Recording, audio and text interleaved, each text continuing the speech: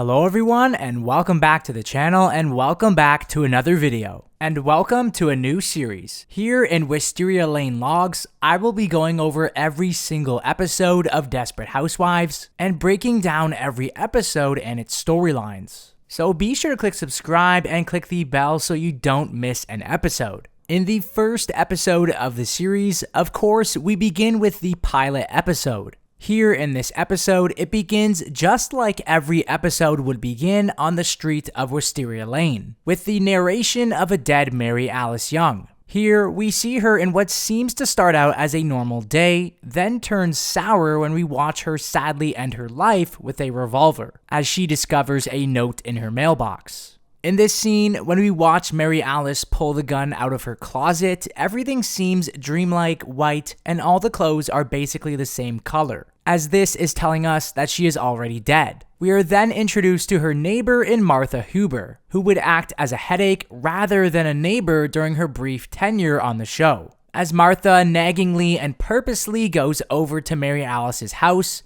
after she hears the gunshot, and she discovers her dead. After this, we are treated to the wake of Mary Alice that takes place at the Young family home, where we are introduced to the four main characters in the series: Lynette Scavo, Brie Vandekamp, Gabrielle Solis, and Susan Meyer.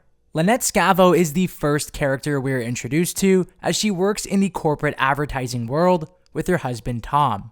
After the discovery of having twins, she unwillingly quits her job and becomes a full-time mother of 4. We are then introduced to Gabrielle Solis, who in a prior life was a model, and it's here where she met her husband Carlos, who is a wealthy businessman. Next is Brie Vandekamp, who takes pride in maintaining her picture-perfect reputation as the perfect wife and mother. As throughout the series, we will see Brie cooking, cleaning, and setting high standards for herself and her family. Accompanied by her side is her husband Rex and her 2 children, Andrew and Danielle. Lastly, we are introduced to Susan Meyer and her daughter Julie. Susan writes children's books and is the klutz of the group, as we watch her almost lose the tinfoil cover to her macaroni, and we later discover that her macaroni tastes like it's burnt and it's undercooked.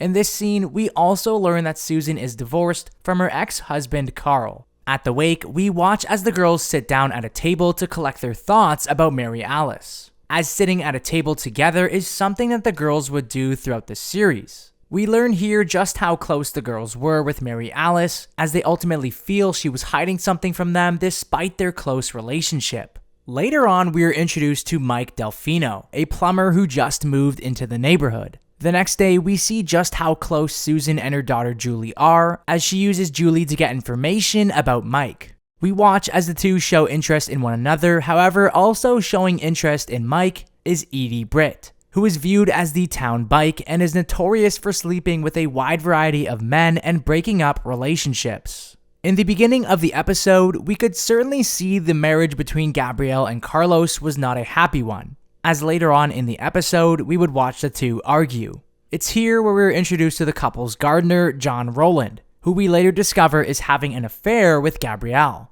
As the episode continues, we can see a pattern developing between all the major characters, and this is the narrative of secrets, lies, and unhappiness that is filled in their lives. Whether it's Gabrielle and her marriage, Lynette's everyday struggle of being a busy mother, or in the next scene where we watch just how unhappy the Vandekamp household is.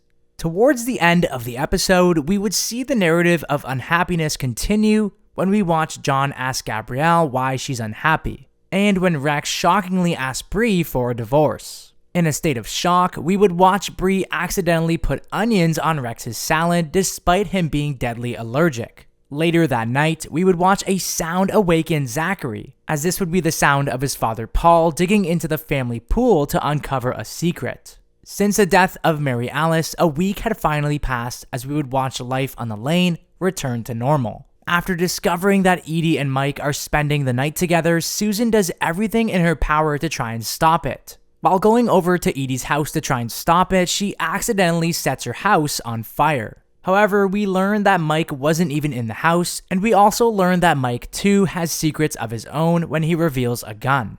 The episode ends with the girls going over the same note that Mary Alice received on the day that she died, as they begin to speculate why she decided to end her life in the first place.